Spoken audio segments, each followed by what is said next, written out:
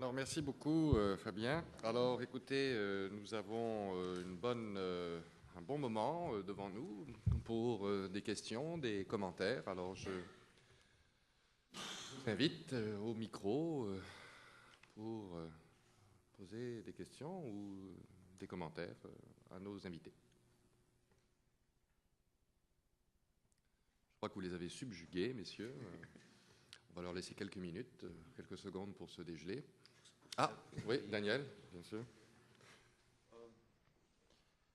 Ça risque pas d'être des commentaires vraiment généraux. Pour Thomas Schultz, juste peut-être une petite note, c'est comme une note de bas de page.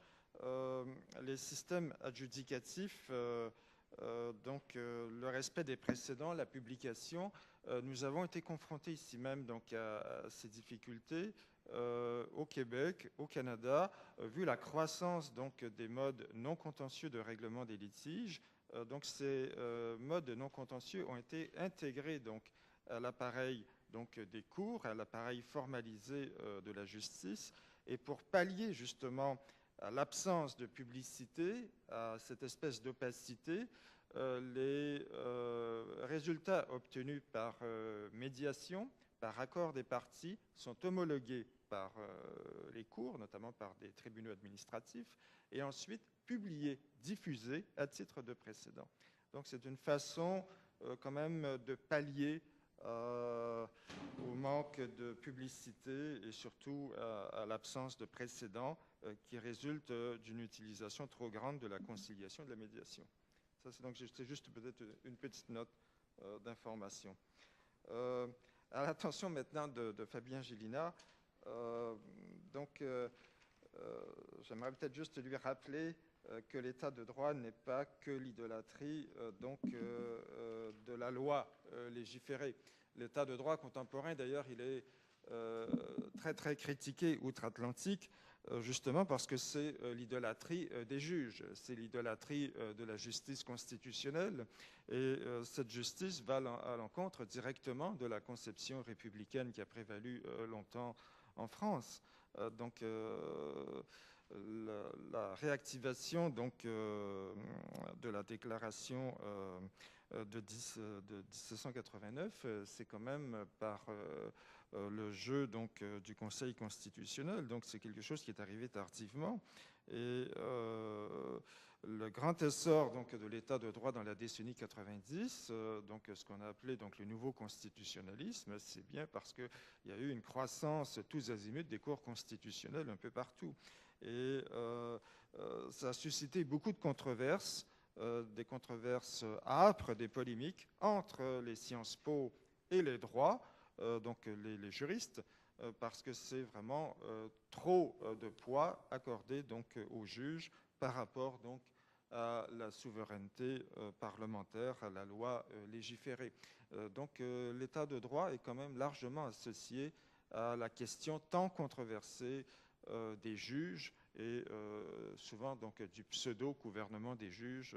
On a eu déjà beaucoup de débats ici sur le gouvernement des juges au Canada et au Québec. Alors, oui, moi, non.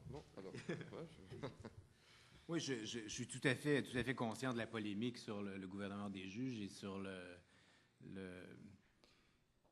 le fossé qui sépare l'Amérique de l'Europe, qu'on appelle l'Atlantique, sur cette question.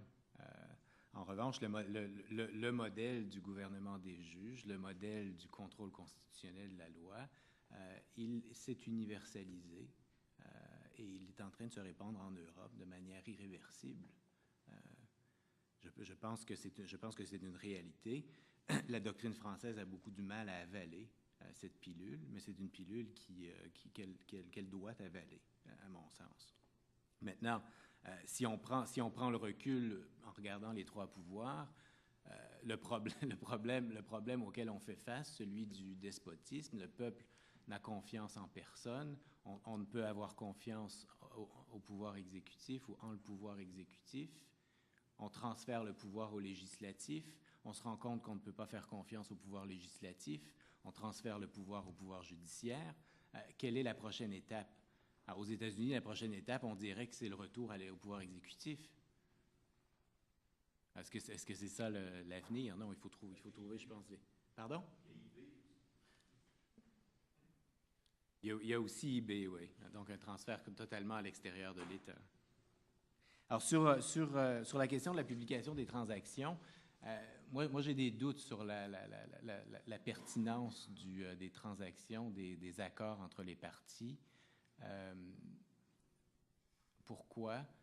Parce que comme Thomas le faisait remarquer, la médiation se fait toujours à l'ombre de quelque chose. La médiation ne se fait pas dans un endroit, dans une pièce aseptisée, où il n'y a aucune règle applicable autre que l'autonomie des parties et leur volonté identitaire. La médiation, elle se fait toujours dans un monde réel, et dans ce monde réel, il y a du droit qui est parfois péremptoire, qui est parfois obligatoire, auquel on ne peut pas déroger. Et dans cet espace, il y a également l'économie, puis il y a un pouvoir économique qui ne va pas nécessairement transparaître dans la transaction. Alors, quelle est la valeur d'une transaction au sens du précédent, dans la mesure où la transaction a été conclue par les parties face à un déséquilibre de pouvoir, ou dans un contexte où il y a un déséquilibre de pouvoir, même si elle est homologuée par un juge. Je ne vois pas vraiment l'intérêt de publier les transactions. Vous avez... Non? Alors, est-ce que nous avons d'autres interventions?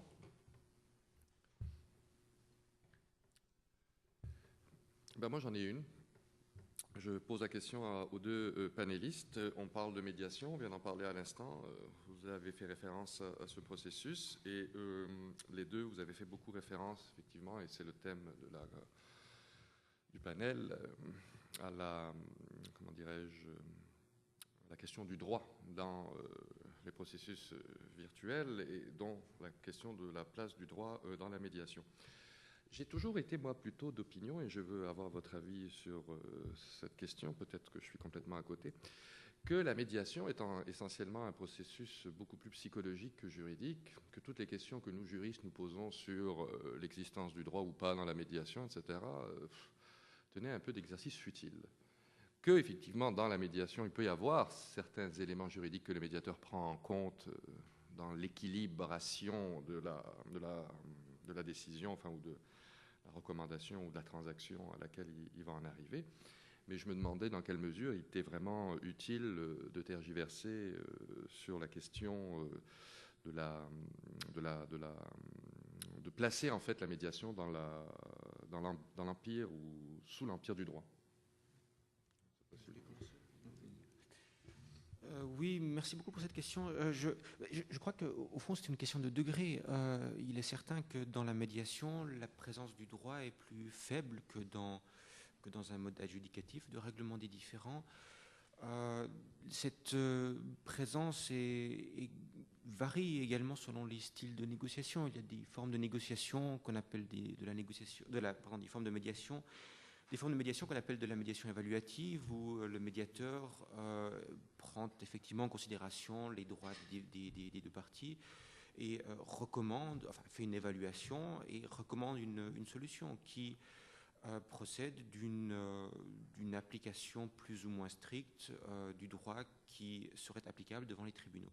Il y a d'autres formes de médiation qu'on appelle facilitative, où le médiateur lui-même ne contribue pas explicitement, pas de manière expresse, à l'action de l'ombre du droit, si on peut dire, où il est simplement là pour tenter de faciliter, où son rôle est vraiment purement psychologique, comme tu le disais. Là aussi, bon, dans ce cas-là, je crois vraiment que cette théorie de l'ombre du droit, les parties ne vont jamais entrer dans la médiation en se disant notre différend n'est régi par aucune norme. Ils vont toujours se dire ils vont toujours avoir à l'idée si la médiation ne fonctionne pas, je vais aller devant les tribunaux.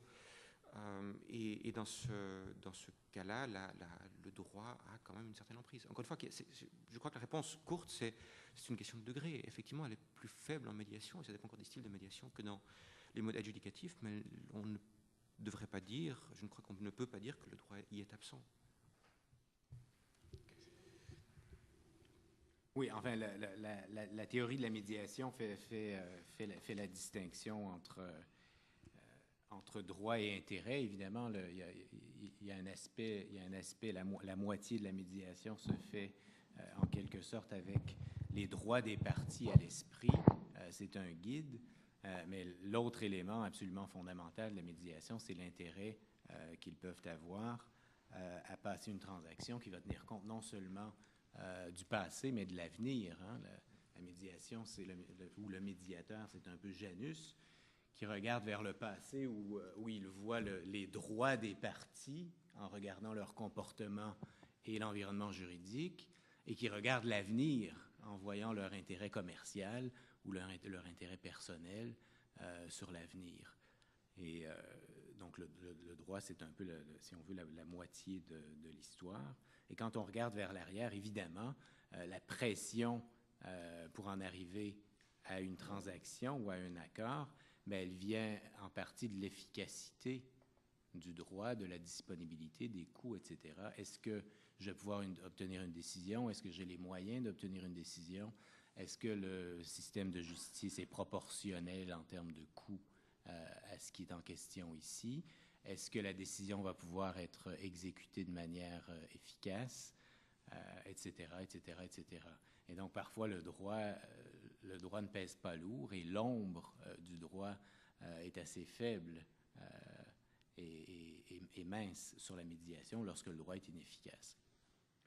Et je pensais particulièrement, avant de céder la parole à Yves Poulet, je pensais particulièrement, parce qu'on a eu ce débat avec Codir, notamment aux transactions, aux micro-transactions, hein, comme dans eBay d'ailleurs, où alors vraiment le débat porte sur 30-40 $. Yves? Merci Karim de me passer la parole. En tout cas, merci surtout aux deux présentateurs de ce matin, c'était de la haute voltige. Mais j'ai de plus en plus un sentiment de malaise dans ce cas-là. Hier soir, je ne sais plus, humain, voilà, c'est le droit. Et ni le droit, ni ce que c'est l'état de droit. Alors la première réflexion, mais Thomas m'a déjà entendu souvent sur ce thème, c'est que j'ai l'impression qu'on confond ordre normatif et ordre juridique. Je crois qu'effectivement, eBay peut représenter un ordre normatif, qu'un ordre sportif peut représenter un ordre normatif, que de plus en plus ces ordres normatifs se complexifient, que comme Hart le dit, ils développent des normes secondaires qui vont très loin, puisque c'est des normes secondaires qui vont non seulement jusqu'à l'affirmation de modes de contrôle, mais également de modes décisionnels, avec éventuellement des sanctions qui sont des sanctions tout à fait propres à ce milieu. Je crois que c'est vrai qu'il y a des ordres normatifs qui naissent de l'autorégulation. Est-ce pour autant des ordres juridiques? Je crois qu'il reste une différence fondamentale que même Hoste reconnaît, qui est le pouvoir du dernier mot. Il faut quand même bien qu'à un moment donné, par rapport à tous ces ordres normatifs, à un moment donné, la justice puisse se prononcer, et elle a toujours ce pouvoir de se prononcer, peu importe ce que les parties, ou en tout cas ce qu'eBay aura décidé, et le médiateur aura décidé, il y a toujours une possibilité de recours devant la juridiction étatique et une possibilité pour la juridiction étatique de prononcer par l'état de droit. Alors, je viens au deuxième problème, qui est la notion d'état de droit. Et, Monsieur Génias, je me disais, mais en fait, il y a deux conceptions de l'état de droit. Il y a la conception common law et la conception du droit romain, où l'état de droit, c'est essentiellement la mise en place de procédures décisionnelles, de garanties d'indépendance, de garanties, bien évidemment, d'une certaine publicité de la procédure qui font en sorte qu'on arrivera à la décision. C'est la première conception de l'état de droit qui porte, me semble-t-il, plus sur la façon dont le droit est mis en œuvre. Et puis il y a une autre manière de voir l'état de droit, qui est la manière très germanique et très continentale, qui est de dire l'état de droit, c'est d'abord un contenu. C'est des contenus, c'est des libertés, c'est un certain nombre de grands principes. Alors, je me demande comment on peut réconcilier ces deux approches de l'état de droit qui m'apparaissent tous les deux intéressantes et en tout cas avoir démontré leurs preuves dans l'histoire du droit. Merci beaucoup Yves pour ces questions qui, comme d'habitude, touchent strictement au cœur de ma réflexion, de mon exposé. En ce qui concerne alors, la différence entre les systèmes normatifs et les systèmes juridiques, oui, ça a été précisément l'objet de mon exposé d'essayer de dire que ces critères structurels que retiennent la plupart des pluralistes, que retiennent Hart et les autres, ne sont pas suffisants et que ce qu'on ressent, c'est ce que j'appelais tout à l'heure l'angoisse du juriste qui se dit quand même le droit étatique, ce n'est pas la même chose qu'un ordre sportif, ce n'est pas la même chose que cette normativité propre à eBay, ce n'est pas la même chose que la Lex Mercatoria. Effectivement, je crois que les théories contemporaines du pluralisme juridique n'y répondent pas ou y répondent très mal.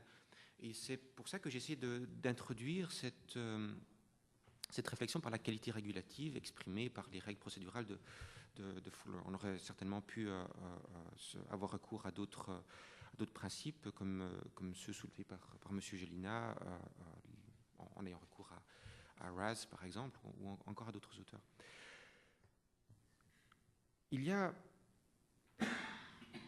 plusieurs enjeux à reconnaître, à qualifier un ordre normatif de juridique. Bon, d'abord, il y a cette caution politico-morale dont je parlais, qui est de dire, si on qualifie quelque chose de juridique, c'est qu'on part de l'idée que c'est une bonne régulation. C'est l'idée qu'on peut dire à l'État n'intervient pas parce qu'il y a là un système juridique qui est équivalent au tien et qui est tout aussi désirable que le tien. Et il y a donc, bon, ça c'est vraiment un argument fondamental qui traverse tout le pluralisme juridique, qui est cette volonté, cette tentative de cautionner politiquement, moralement, des tentatives d'indépendance par rapport à l'État, avec lesquelles on peut être d'accord ou non. Je crois que dans certains cas, il est... Bon, enfin, encore une fois, c'est une question de degré. Il y a certains systèmes normatifs, comme je disais, la Lex Mercatoria. À mon sens, quand on analyse le degré de publicité, par exemple, des décisions, des sentences, même s'il y en a de plus en plus, ça reste tout à fait marginal par rapport au nombre de sentences totales qui sont publiées. Et enfin, il y a encore d'autres critères qui font que la qualité régulative est plus faible dans certains ordres que dans d'autres, et que dans certains ordres, probablement, on devrait peut-être les imaginer, je ne sais pas, dans certains ordres, on devrait laisser la qualité, on devrait octroyer la qualité de droit à ces systèmes normatifs pour leur permettre une certaine autonomie. Maintenant, pour en revenir à ces critères d'autonomie et de questions de structure et le pouvoir du dernier mot dont tu parlais, eh bien, encore une fois, c'est une question de degré.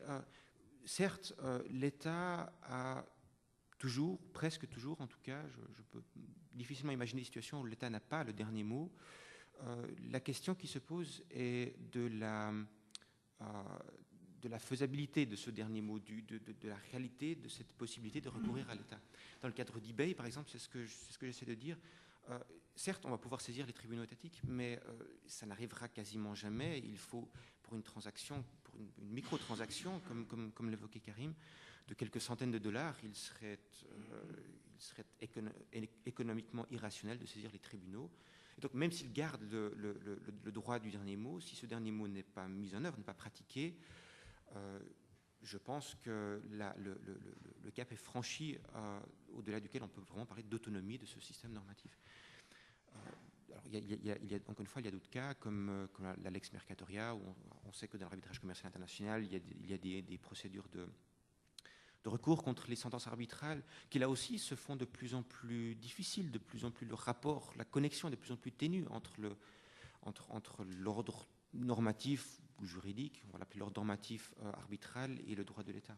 Donc encore une fois, je crois que c'est simplement une question de degré, et qu'on aura, si l'on pose comme condition de la juridicité d'un ordre non étatique le fait que l'État n'a pas de pouvoir du dernier mot du tout, si on approche vraiment si on retient cette approche catégorielle, eh bien je crois qu'effectivement dans ce cas-là, on doit renoncer au pluralisme juridique parce qu'on ne trouvera jamais de situation qui ressemble à cela.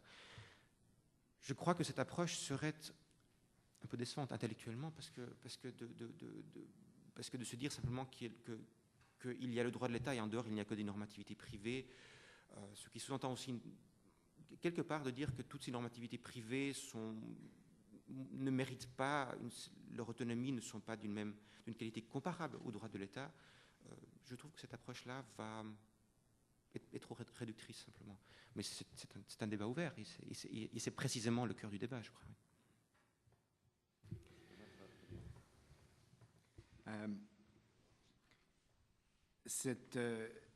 Cette distinction entre une conception formelle de l'état de droit et une conception matérielle de l'état de droit, je pense que c'est ce que vous avez à l'esprit. Ce que j'en dirais, c'est que les deux conceptions sont présentes dans tous les systèmes juridiques que nous connaissons. Une conception n'exclut pas l'autre, au contraire. Et ma manière de comprendre l'état de droit, c'est de dire qu'il s'agit d'une tension fondamentale, justement, entre la justice formelle et la justice matérielle. On peut présenter la tension de différentes manières. On peut parler d'une tension entre le droit comme méthode, ce qu'on a pu appeler la raison artificielle du droit, et la justice comme objectif du droit. Et ça repose essentiellement sur un mode de raisonnement normatif qui est complètement ouvert et qui n'est pas contraint justement par l'artificialité d'un raisonnement juridique. Alors cette tension, on la voit à l'œuvre dans toutes les décisions, on la voit partout dans le droit, on la voit surtout lorsqu'un juge prend une décision. Lorsqu'un juge prend une décision, il s'en réfère à une norme juridique qui peut être très précise, qui peut être très claire, et on va parler alors d'un droit hautement prévisible, on va parler d'un droit intelligible, on va parler des critères qu'on a vus avec Lon Fuller. Et qu'est-ce que ça remplit comme objectif? Bien, il y a un objectif de justice qui est derrière cette justice formelle ou cette prévisibilité. C'est l'autodétermination ou la possibilité pour les êtres humains de s'autodéterminer, c'est-à-dire d'avoir un cadre juridique stable, prévisible et clair, dans lequel chaque être humain peut prendre une décision sur le temps, donc contrôler son identité, s'autodéterminer sur une période relativement longue. Évidemment, insister un peu trop sur cet aspect des choses, ça mène à l'ultra-formalisme, où on ignore la justice formelle, dont le juge tient toujours compte en prenant une décision.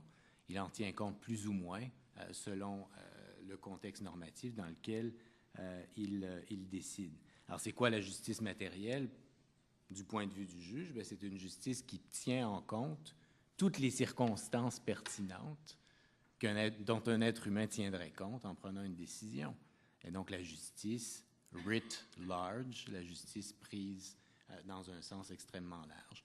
Alors, cette tension entre la justice formelle et la justice matérielle, qu'on pourrait présenter comme deux conceptions de la primauté du droit, pour moi, c'est l'essence de l'état de droit. Merci, Fabien. Je vois que Pierre avait une question, non? Parce qu'il y a, alors, je vois que, alors, Franz Hull et puis ensuite Klaus Giesen. Oui, alors j'aimerais revenir sur la question de la publicité. Ma question s'adresse à Fabien. La publicité des jugements et des décisions en matière de médiation, ou en tout cas des transactions en matière de médiation.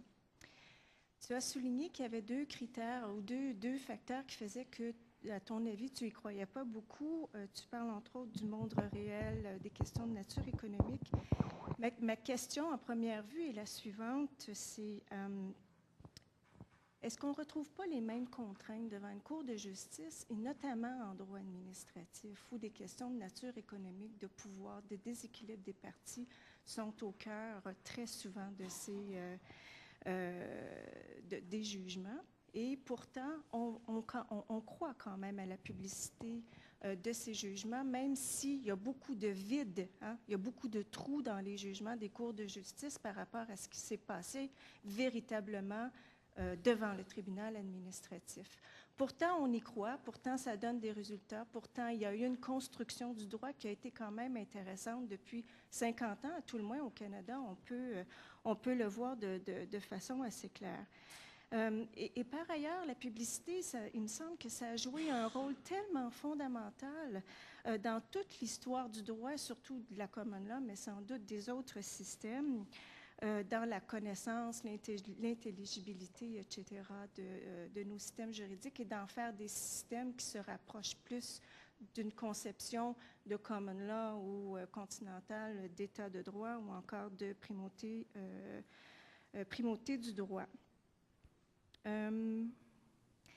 L'autre commentaire que je voulais faire, c'est encore par rapport au droit administratif, et c'est sur la question de la place du droit dans les modèles adjudicatifs. Encore une fois, lorsqu'on se place au niveau des tribunaux administratifs ou des organismes qui ne règlent pas tout à fait des litiges en common law, mais qui ne font que statuer sur des demandes des administrés, encore une fois, le droit a sa place, bien sûr, puisqu'il y a des règles qui existent, des règles juridiques, mais la discrétion joue un rôle très important. Et là, les intérêts des acteurs, notamment l'intérêt de l'État, va y jouer aussi un rôle prépondérant. Donc, encore une fois, je me demande si la comparaison entre le droit administratif et ce qui se passe au niveau de la justice, de la cyberjustice, sont des comparaisons porteuses au niveau de la compréhension de l'évolution des systèmes juridiques. Merci. La comparaison manifeste, c'est la question de l'expertise des décideurs. Dans l'arbitrage privé, c'est toujours cité comme l'un des avantages les plus importants pour les opérateurs, pour les utilisateurs de l'arbitrage, l'expertise des décideurs qu'on peut choisir selon leur expérience. Cette expertise, on en parle plus qu'on la voit en pratique dans l'arbitrage. Je pense qu'il faut faire la part des choses entre la rhétorique qui défend les systèmes d'arbitrage et ce qui se passe en réalité. L'arbitrage commercial tel qu'on connaît aujourd'hui, ça a commencé au début du siècle, grosso modo, des années 1900, et l'arbitrage était systématiquement fait par des arbitres du commerce. Il n'y avait aucun avocat d'impliqué. C'était des gens du commerce qui prenaient les décisions.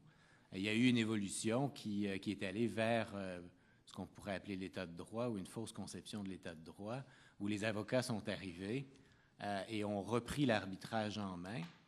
Et aujourd'hui, ce qu'on voit dans l'arbitrage international, ce sont des avocats qui agissent comme arbitres dans 90% des affaires. En fait, les seuls domaines où on voit encore des experts dans l'arbitrage, c'est dans le domaine de la construction, où il y a quelques ingénieurs, et dans le domaine des hautes technologies, où il y a quelques experts qui sont pas juristes. Mais il y a quand même une pression très forte pour ces ingénieurs et ces experts d'être à la fois juristes et ingénieurs, ou à la fois juristes et informaticiens, par exemple. Alors ça, c'est une comparaison qu'on peut faire, mais qui n'a pas beaucoup de valeur en pratique, à mon sens, si on regarde les procédures qu'on voit dans l'arbitrage transnational aujourd'hui. Sur la question de la distinction entre la publication des décisions de justice et la publication des transactions ou des accords entre les parties suite à un litige, vous avez raison qu'on peut très bien présenter la chose comme une question de degré. Même dans une décision de justice, évidemment, il y a des rapports de pouvoir économique qui n'apparaissent pas dans le processus et qu'on ne retrouve nulle part dans les jugements qui sont publiés. Et donc, on fait du droit en faisant abstraction de ces éléments qui font partie des circonstances pertinentes pour évaluer de la justice prise dans son sens large, dont on parlait, de la justice matérielle dont on parlait il y a quelques instants. Cela dit, dans la conception du précédent qu'on peut en avoir, l'équilibrage des rapports économiques ou des forces économiques en présence est en théorie prise en charge par le droit, par la règle, par la norme qui va être appliquée par le juge. Et c'est ce qui explique qu'on accepte d'occulter les éléments de pouvoir économique qui sont à l'œuvre dans un processus judiciaire, parce qu'on dit que c'est la loi qui décide. Et si la loi nous permet, par exemple, de déclarer un contrat nul pour abus de droit ou unconscionability en common law, mais c'est le droit qui prévoit ça, qui aménage une discrétion au juge, et c'est rapporté dans la décision qui est publiée. Donc, on peut utiliser cette matière comme précédent. Mais ce n'est pas le cas si on prend les transactions qui sont publiées. On peut tout à fait occulter, dans ce cas, tout ce qui est à l'extérieur des considérations juridiques. Klaus? Merci. En tant que non-juriste tout à fait naïf et ne connaissant rien en la matière, je me pose la question de savoir où réside finalement la nouveauté de la virtualisation. Prenons deux exemples. Où réside la différence entre une norme énoncée par eBay et un processus, disons, parajudiciaire qui suit potentiellement, d'une part, et d'autre part, une norme anti-doping énoncée par le Comité international olympique et le processus parajudiciaire qui peut s'en suivre.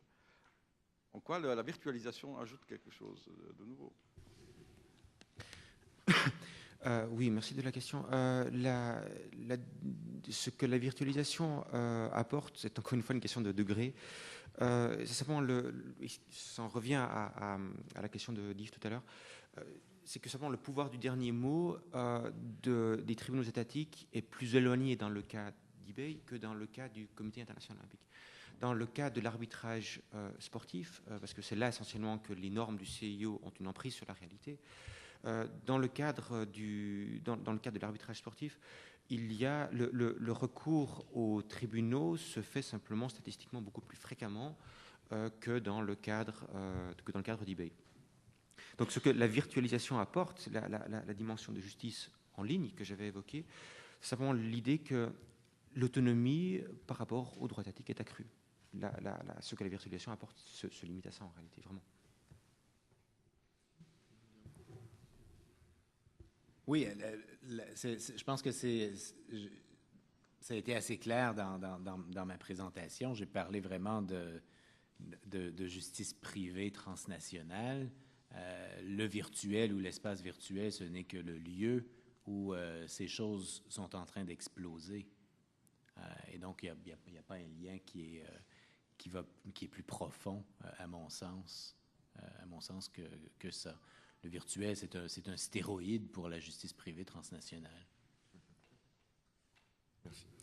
Et je conclurai peut-être sur ça, parce qu'évidemment, on a parlé de la présence des avocats dans le processus arbitral, qu'ils drapent évidemment sous les motifs de l'état de droit, en disant voilà, notre présence est nécessaire.